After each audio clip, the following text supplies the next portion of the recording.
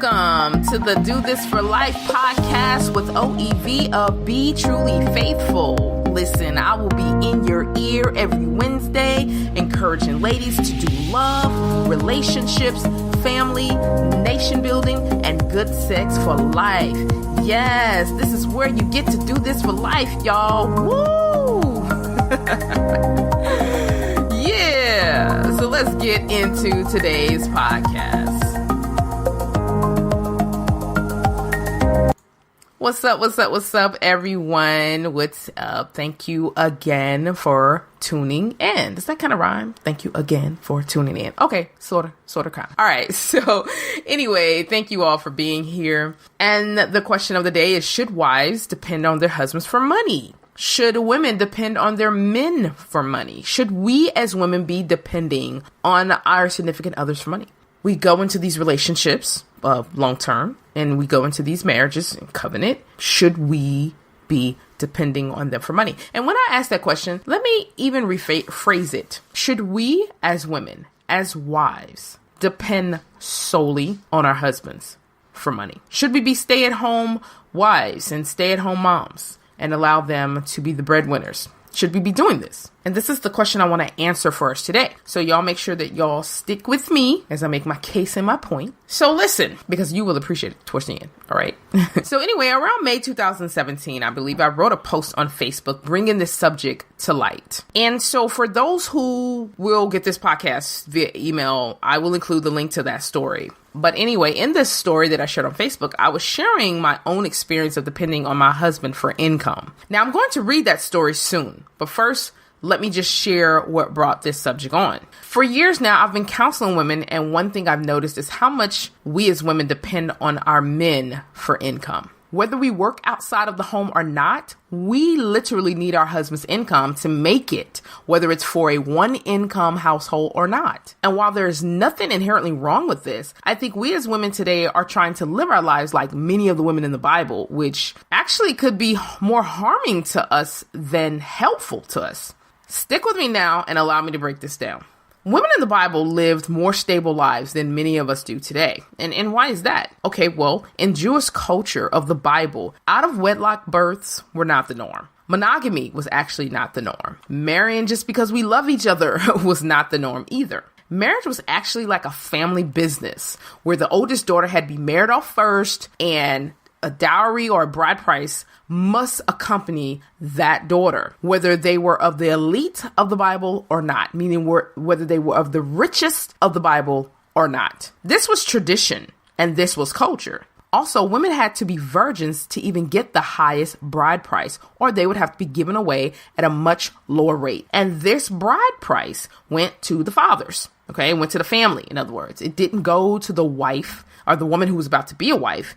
It went to the family. Now, there have been cases, because lots of African cultures still do this with the bride price now, but there have been cases where the father or the family gives it back to the bride and to be in her husband at the ceremony, or they'll give it to them after a year of being married. But most oftentimes, just like in the Bible and in most, even in African cultures and Indian cultures who still do this, they keep the family keeps the bride price. Okay. But here's the thing about marriage back then. Marriages in the Bible, okay? These women had to be taken care of by their husbands for life. The woman was to be a keeper at home, not of the home, like actually at home, okay?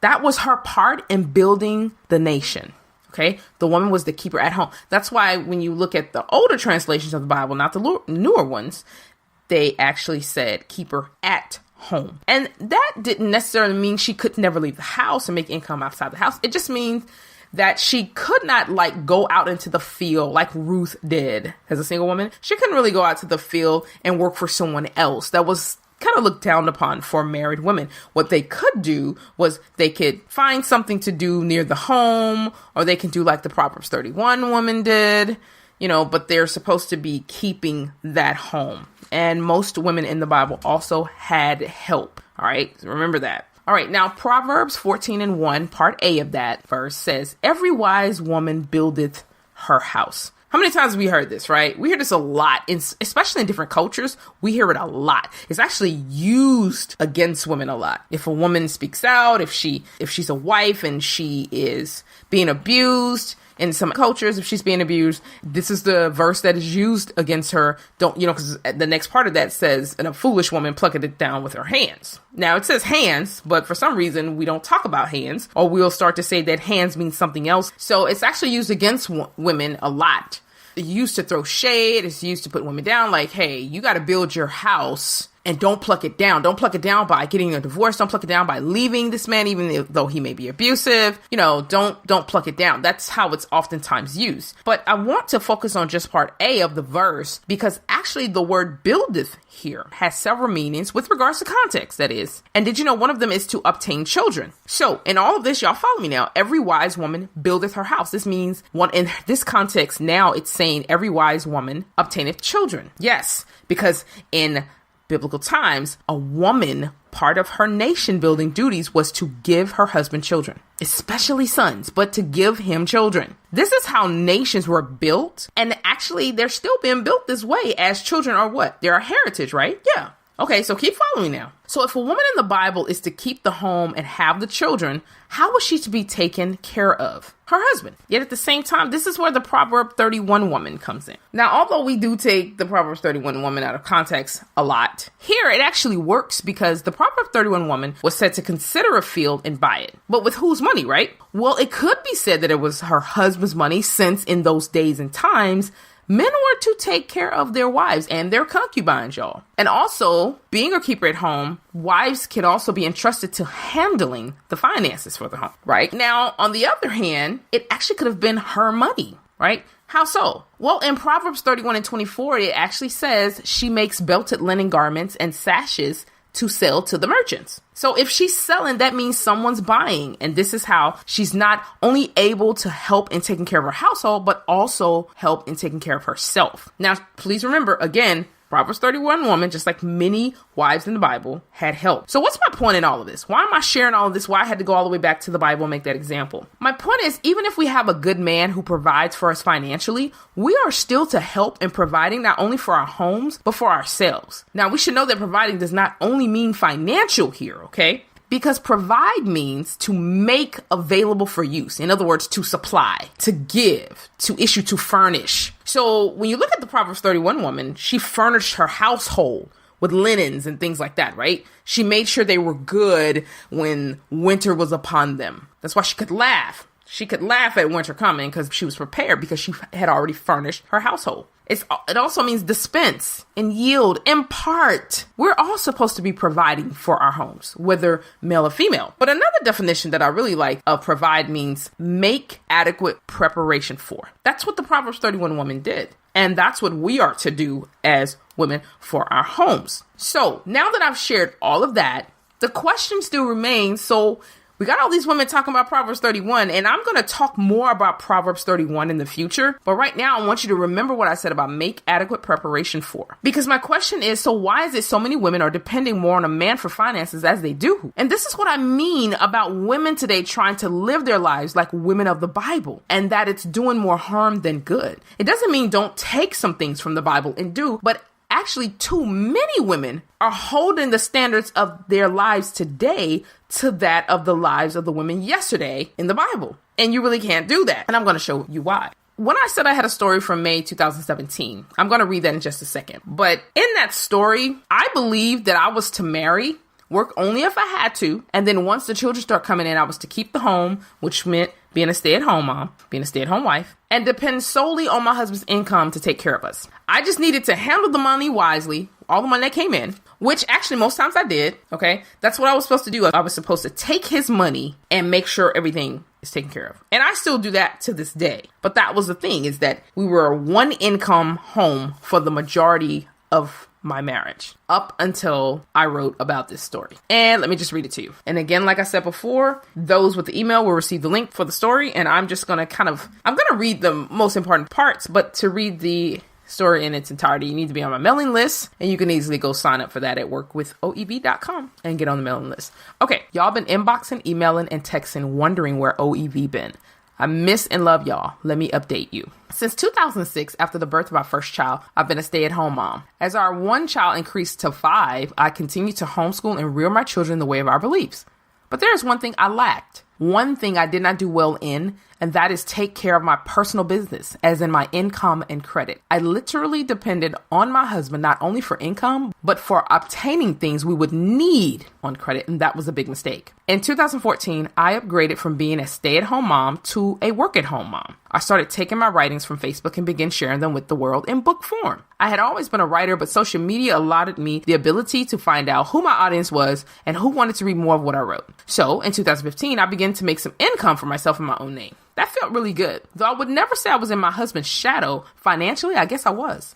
If he lost a job, it affected our entire household. I have a mom who showed me the art of hustle if the man in the family got down financially. So I always found a way to make sure my family was okay. But to be honest, that wasn't enough for our family size. One day I was talking to a wife who confessed she had set up a side account away from her husband because of his financial irresponsibility. I felt that that was wrong, and I shared that with her. She disagreed, but appreciated my take on the matter. After going through so much financially in my marriage, I realized that woman actually had wisdom I lacked. I also realized the Proverbs 31 woman had a husband who was known in the gates. That was my husband. But that she also handled her own personal affairs for herself and her household. Future me at that time. So in 2016, after the motor went out in our truck, I decided after 3 months of being without transportation, flashback 2011 when we were also without transportation, because as I said, we've had lots of financial struggles. I decided then to apply for our very first car loan since 2006, the year we had our first child. We were approved. The date we signed the papers on that super unloaded, basic 2016 Dodge Journey, all 7 of us had to squeeze in, was August 29th, 2016. New beginnings, right? Or so I thought. Well, not even 2 weeks later, the dealership called saying the bank was not confident in my income, so they wanted more proof, which I did not have, and they wanted $1,800 more down, which we did not have. So the vehicle went back. Too embarrassed to share the anticlimactic story with y'all, I went to an upscale sidecar lot hoping to bounce back. This time, my husband and I were approved for something loaded but a little older, 2008 Lincoln Navigator, and again we rode for 2 weeks. Once again, the deal fell through. Why? Because of what I lacked. I temporarily gave up and said, well, we'll just endure as we've done before, and at tax time, we'll buy another cash vehicle. But I found a group on credit instead, and I began to eat, sleep, and drink credit. I realized I hadn't been taking care of my stuff, so in October 17th, 2016, I got started on it. I would stay up for hours reading post after post, and I realized that it was time to rebuild my credit the way I should have continued doing when I started having children. I mean, just because you're home with the children does not mean you become lax in your personal credit business. I got too comfortable in having a husband who would do whatever to take care of me and our babies. So where have I been? Facebook fam, May 6, 2017 was our 13-year anniversary, and it was the first time I was apart from my husband. Where was I? In Texas, picking up our new to us 2015 loaded Expedition EL that seats all of us comfortably, unlike that 2016 Dodge Journey. This time, my husband was nowhere on the loan, just me, a woman who worked so hard to make up for the decade of neglect in her personal credit. What took a decade to neglect was rebuilt in 7 months. I hadn't posted because I wanted to make sure this time what I post will remain. Not only that, remember that wife I mentioned?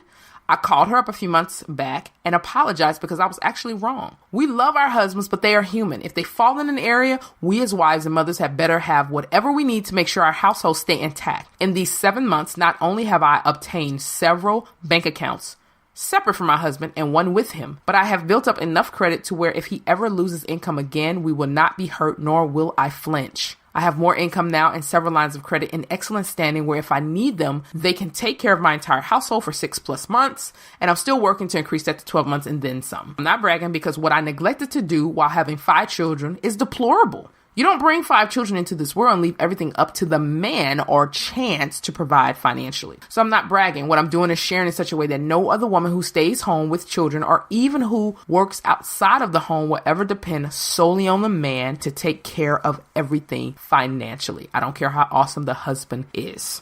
Okay. So I read parts of that story to you all. And the biggest thing that stood out to me there was the fact that I had neglected to keep up my personal credit and finances. And that what took me a decade to neglect, it took me 7 months. 7 months, y'all, to rebuild. If you work really hard, we can do that. So what's my point in sharing my story with you all? Well, not only that, dailyworth.com had a story that was actually posted December 8th of 2016. And it was talking about depending on your spouse for financial support. I'm giving y'all that resource so you can look it up for yourself. The myth versus reality. I'm going to skate through that too because I need to get to my final point. If you ask women whether they want to depend on a man to support them, most will say no. Young women today have jobs, paychecks, and interesting goals, but their life choices tell a different story.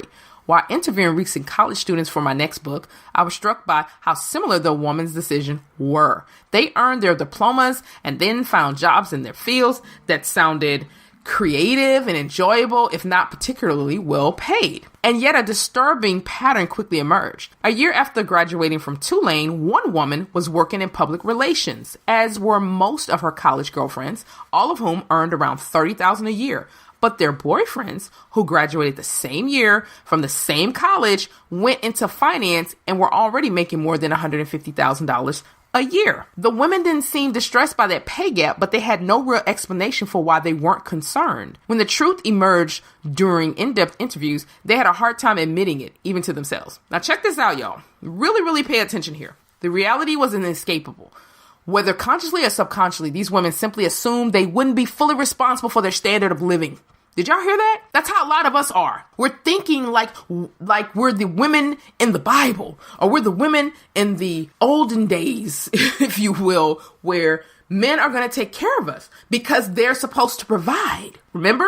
We've gotten into our heads, even though some of us may be feminists and even modern day feminists, there's a difference. We're not going to go into that today. And we believe we can do anything men can do. We still want men to provide. We really do believe that them providing is what's supposed to happen in marriage. Therefore, we don't have to really think about who's taking care of us financially because we believe that since they're providing, they're supposed to do that. So again, the reality was inescapable. Whether consciously or subconsciously, these young women simply assumed they wouldn't be fully responsible for their future standard of living. Surely a high-earning spouse would eventually make up the gap between the lifestyle they envisioned and their own lesser salary at a fun job. The most obvious problem with this assumption is the fact that women can't always count on having a husband to support them. Y'all want to know why? I got so many reasons why, but here, let me tell you what they said in this report. Marriage rates in this country have hit a record low and are expected to keep declining. For the first time in American history, I want y'all to get this. This was written at the end of 2016. For the first time in American history, the majority of adults here are not married. Did y'all get that?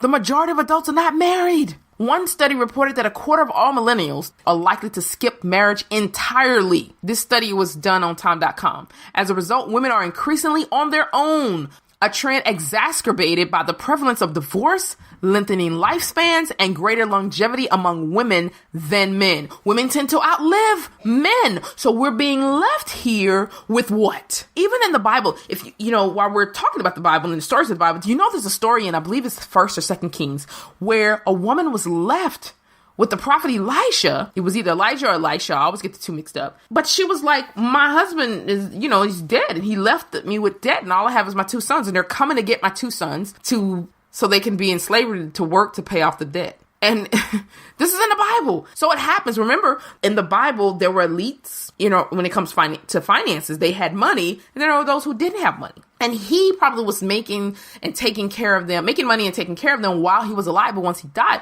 where was insurance back then, right? He didn't have anything saved up. He was living paycheck to paycheck, as most of us are. So when he passed on, he had debt. And in order to have debt paid off, you had to work it off, have your sons to work it off.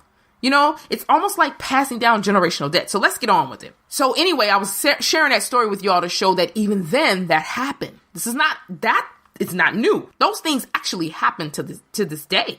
So women are increasingly on their own. All right. We're outliving these men. At some point in their lives, 80 to 90% of today's women will be responsible for their own finances. How many women today who are married and are getting married make more than their husbands? right? And yet many fail to anticipate that reality, which is one reason why twice as many women fall below the poverty line in their later years compared with men. Women consistently earn less and have more gaps in their work history, so because of pregnancies and things of that nature. So it's easy to foresee the economic challenges they're likely to face as they get older. And y'all, this report and the book that they end up writing caused so much controversy with women.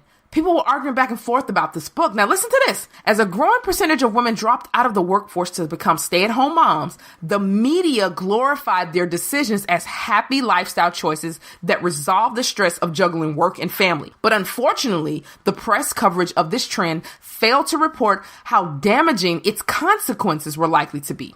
Now, I want to stop there because I am a stay-at-home mom. I now call myself a work-at-home mom because I do work from home, work every day, and I try to rest up on the Sabbath and whatnot. But that's the part that many didn't see. But if you go down my Facebook timeline, you will actually see the struggles of being a stay-at-home mom for me. That struggle is real, of having one income. And one of the questions I would oftentimes get asked is, why won't you go back to work? Why won't you go make income? And I would say things like, because I believe that the Lord didn't want me to go, and it was true that my husband didn't want me to go back because we were trying to be this traditional couple, and he really believed in providing. He really believed that providing was on his shoulders. And it was not that I could not help, but since we were having so many children, like daycare would be just another bill. So staying at home was probably the best thing for me to do. But that doesn't mean that I stay at home and do nothing. That meant that, hey, I found a niche. I found something good, something I enjoyed doing. And then I made the money. I started making money to help out. So like I say, now my husband's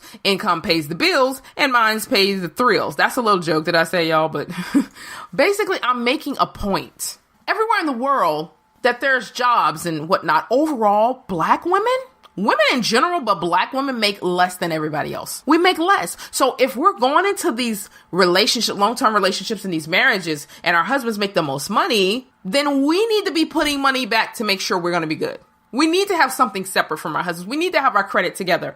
We need to be making some income in case something happens to our husbands. We need to have insurance, don't get me wrong, because your husband may have it through his job or whatnot. But no matter what, we got to make sure we're taking care of us. We got to make sure our finances are in order. That's one thing the Proverbs 31 woman did. Just because her husband was known in the gates, it's like she had wisdom to know that something could happen to her husband at any time. Not just death, he can become incapacitated, disabled, where he can't earn wages anymore. Now, in his position being known in the gates, he could probably do that as disabled, depending on the disability, right?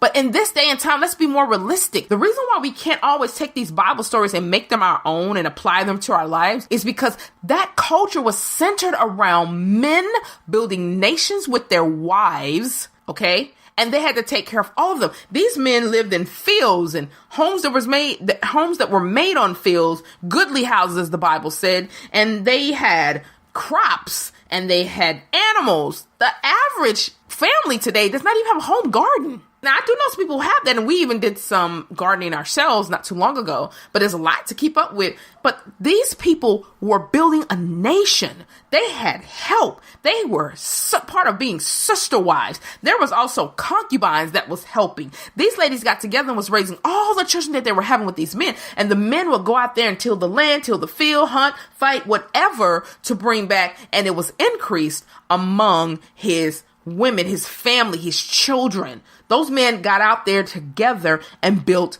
their part in building a nation. And the women at the homes did their part, which was being keeper at home. And like the Proverbs 31 woman did, she considered the field and buy it. So whose money did she use? She probably used her own because she was selling things to the merchant. So that's like what I'm doing now. I'm selling things to the merchants, if you will. We're not supposed to be depending solely upon the men in our life. Because really, the women in the Bible could do that. But there were some women like the Proverbs 31 woman who did a little bit more. But those women who did things at their home with the children, they raised their children and whatnot, they could actually do that and not have to worry about being cared for and provided for. Their husbands had rules and laws they had to abide by. They actually could not take on wives they could not afford to take care of. Did y'all know that? The average husband and wife today getting married, especially if they're black, don't have a lot of money starting out in marriage. We just don't. Don't let social media fool you. A lot of times these pictures of us going on cruises and stuff is being paid for by debt. It's been paid for by debt, y'all. We're not going on these cruises and buying these cars debt free and loan free. Putting God did it. We're not doing that. We're obtaining debt. Let me tell y'all something real quick, and I'm about to close out. I'm going to share something with y'all because I want y'all to really get this. Did you know in 2016, white families had a median net worth of $171,000? That means after all expenses are paid, after all debts are paid, the median net worth of a white family in just 2016 was $171,000. Guess how much it was for black families? $17,600. That means after all the houses that we had are paid off, all our student loans, our car loans, our credit card debt, and whatever else we owe, black families' median net worth was $17,600. Did y'all hear that? Now check this out. It gets worse for singles, especially single women. Listen. The report, they just did this report that I'm about to read, y'all. This is on blackenterprise.com. The net worth of a single black woman. This is actually updated this year. This just came out this year. A recent report from the Samuel Du Bois Cook Center on Social Equity showed that single black women without a bachelor's degree, ages 20 to 39, have a net worth of $0. Zero. We own nothing. Single black women without a bachelor's degree own nothing. They have nothing. They make nothing. Because at the end of the day, what they make, I take that back. They may make something, but they don't keep it. Meaning if they make $20,000 a year, $20,000 a year goes into taxes and bills. Single black women without a bachelor's degree, ages 40 to 59, have a net worth range of just $1,000 to $2,000. That's it. Single black women without a bachelor's degree, age 60 plus, have a net worth of just $12,000. Single black women with a bachelor's degree, ages 20 to 39, have a net worth of negative $11,000 to $0. They're in the red. Ages 20 to 39 have a net worth of negative $11,000 to $0. Single black women with a bachelor's degree, ages 40 to 59, have a net worth range of just $6,000 to $9,500. And single black women with a bachelor's degree, age 60 plus, have a net worth of just $11,000. The single black women without a bachelor's degree, age 60 plus, have a net worth of $12,000, which is $1,000 more than a single black woman with a bachelor's degree, age 60 plus. You see in Hollywood what Monique is talking about, whether we like her or not, or like the way she's doing things or not. Her, Viola Davis, Octavia Spencer, Wanda Sykes, and others are talking about the pay gap of black women in acting. So if this is happening in Celebrityville, what do you think has happened in Commonville, Commonerville of us? Why am I talking about this? Because ladies, we're the ones who end up in poverty after a man dies. We're the ones who end up with all the debt after a spouse dies. We're the ones. Remember I said having children out of wedlock was not the norm in Bible days. But today we got a lot of single mothers, right? Okay, so we have to do something, ladies. So what are some things we can do? Because I know you're like, listen, this is depressing. I don't want to hear them. Listen, I'm not here to just give you depressing news. I'm here to also let you know there are some things we can do. Number one, ladies, stack your paper. I've been telling women this for over a year now. Stack your paper. Get your credit together. Check your credit scores. Go find out what they are. Join credit groups. Find out what your credit score is. Find out what to do to up those scores. Number one, one of the best things you can do is have available credit just sitting there waiting on you, because I've actually had to use that credit I built up. That was last year I was talking about this. I've had to use it in tough times, and we did not have to ask people for help and this and that. No, we finally got to a point where we didn't have to do that. So get your credit report, find out what your scores are, and find out what it takes to get those scores up. Get in these credit groups. They'll tell you what to do. They'll tell you the letters to send to your collections and all of that. So you need to get out of this messy debt. That's that old debt that's just sitting there and defaulted on or whatever. Two, if you got student loans, make sure they're not in default. So work very hard to get them out of default if they are. And if you do have them, look for ways, find out your balance, and then look for ways to get them paid off or forgiven. Student loan debt will kill, just literally, so many people are dying and still have student loan debt. The government likes to get their money, and laws are changing. I'm actually in a student loan class right now, and that's how I'm able to share this information. I paid to get into this class to learn. Yes, you can find out a lot of this stuff free, but I don't have that kind of time to be searching and Googling everything and everywhere. I don't have that kind of time. I don't mind paying for things like that to get me the information faster because listen, my children are growing up. I don't want to pass this down to them. Ladies, we don't have all day. If you have children, this is something you need to be doing. You need to be setting aside money to invest in the knowledge it takes to get yourself out of what you've gotten yourself into. Because in order to get to the point where we're saving and investing, we got to get rid of some things. We got to get some things in order first. So those are the two things I recommend you do. If you are a woman who is married, I encourage you to save money, put it aside, your account, your name, and your name only. You may say, well, my husband won't allow. Y'all sit down and talk about it. And I'm not going to tell you to do something behind his back or anything like that. But you, like I said, that gave an example. That woman, her husband was financially irresponsible. She got an account in her name behind his back. And it ended up saving her financial marriage, if you will, because he went and got hit with all of his income. He made all kind of terrible choices and decisions.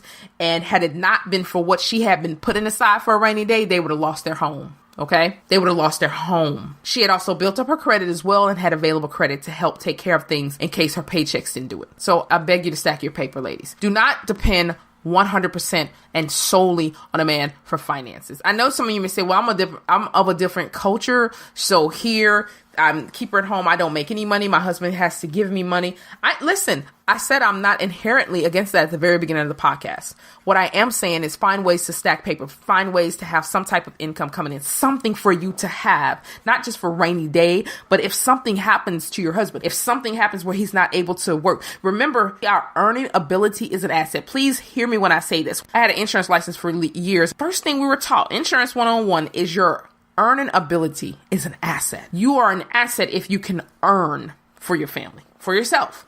That's an asset. But if the older you get and that earning ability decreases, or you get hurt, or you're unskilled, your earning ability decreases, it becomes less of an asset. Okay. So something could happen if we're one income homes. What happens if your husband's down? Now, building a nation, the nation should be coming together to take care of one another at these times. But let's just be real. We're building a nation. The nation hasn't been built yet, which means we're not there yet financially. How do you sustain a nation that you're building or that you built? You must have finances because there are always expenses. All right.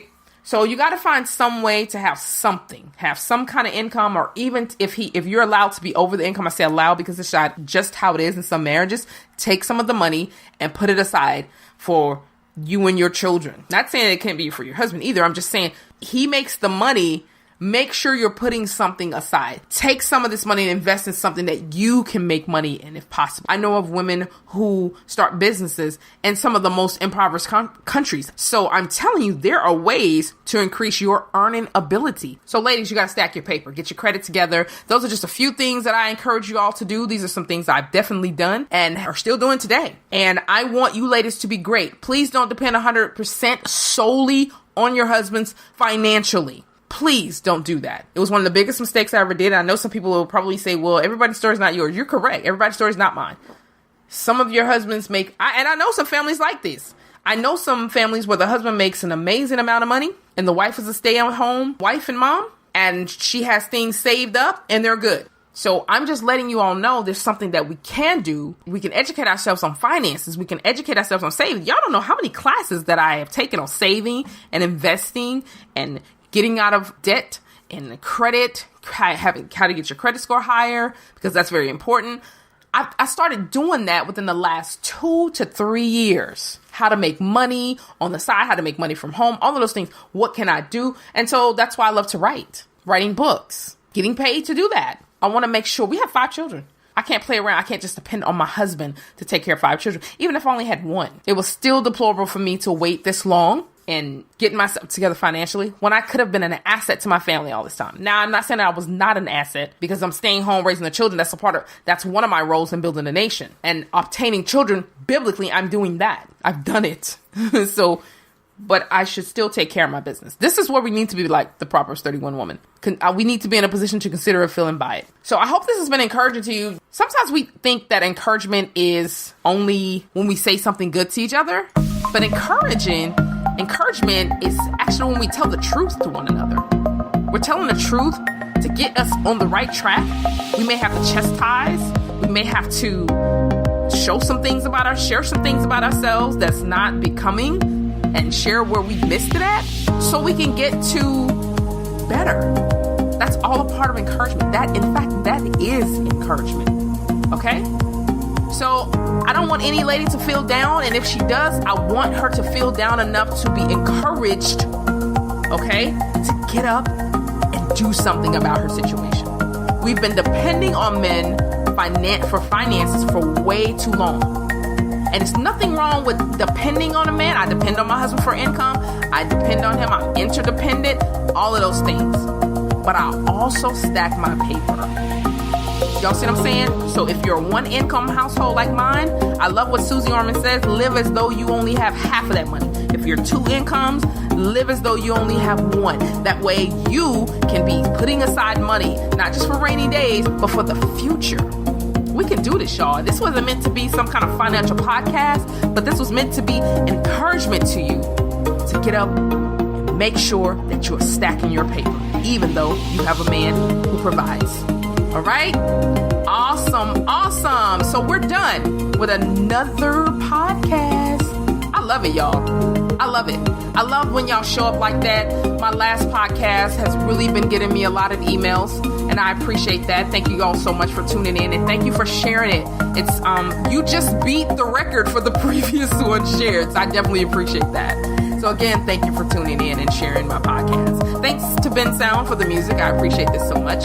And I will be back here in your ear next Wednesday. So make sure you tune in. If you're having issues in your marriage, you need to reach out so we can set an appointment and get together. Go to workwithoev.com. That's workwithoev.com. And let's continue this discussion, y'all, by sharing with others and sharing with as many as possible. Be encouraged. We can do this, ladies. We can do this for life. Enjoy the rest of your week, fam. Much love.